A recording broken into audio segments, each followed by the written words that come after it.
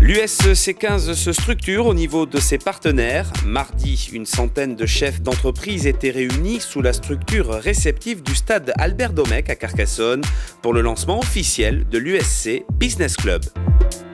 Je crois que c'est l'occasion rêvée pour que les chefs d'entreprise et le monde économique Carcassonne se rencontrent entre eux et rencontrent tous les décideurs économiques afin d'échanger à travers le Business Club USC.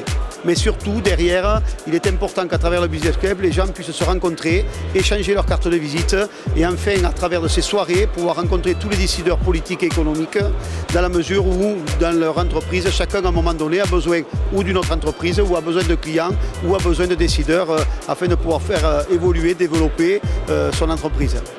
Pour l'organisation de ces soirées, le club carcassonnais de Pro D2 a fait appel à la société Team One, spécialisée dans le marketing et l'hospitalité des clubs de rugby, avec qui les dirigeants carcassonnais ont signé une convention de partenariat en août dernier. L'objet, c'est d'aider le club à dynamiser la relation avec ses partenaires. Aujourd'hui, le rugby a un modèle économique particulier dans le monde du sport, qui repose quasiment à 50% du budget global sur les partenariats privés. Et c'est important pour les clubs de toujours fédérer son réseau de partenaires, d'essayer d'innover un peu, de les réunir hors du cadre des matchs pour les aider à faire du business, à se connaître, parce que c'est ce qu'ils viennent chercher aussi. Et donc c'est d'être le lien pour les partenaires et de leur amener une vraie plus-value au-delà du partenariat classique du club les jours de match. Une soirée de prestige conviviale dont la présentation avait été confiée à Mathieu Lartaud, journaliste sportif à France Télévisions. À noter également la présence de Thomas Castagnède, ancien international de rugby. C'est important, surtout le club de Carcassonne en jaune et noir. C'est les couleurs de mon club d'origine, Mont-de-Marsan.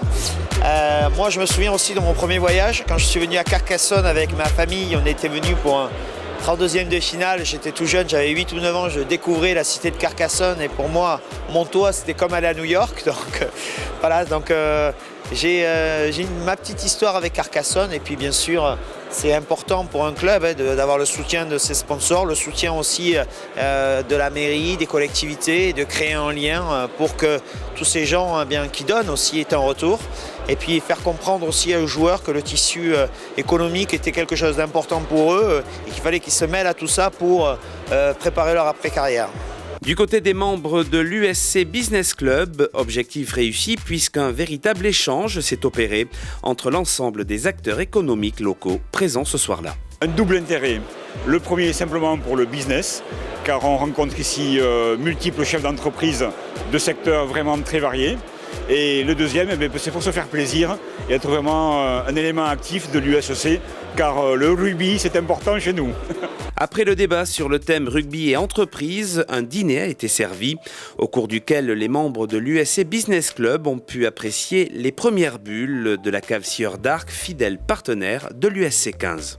Notre cave est fière d'être partenaire déjà depuis plusieurs années de l'USC, parce que pour nous c'est un moyen on est qu'à 30 km, Limoux de Carcassonne, mais c'est un moyen pour nous de diffuser nos produits au travers de soirées de partenaires comme ce soir. Je pense que c'est une très belle chose pour notre entreprise. Et puis on soutient un club local qui nous est cher. Voilà. D'autres soirées de prestige sont annoncées au cours de cette saison de championnat de Pro D2.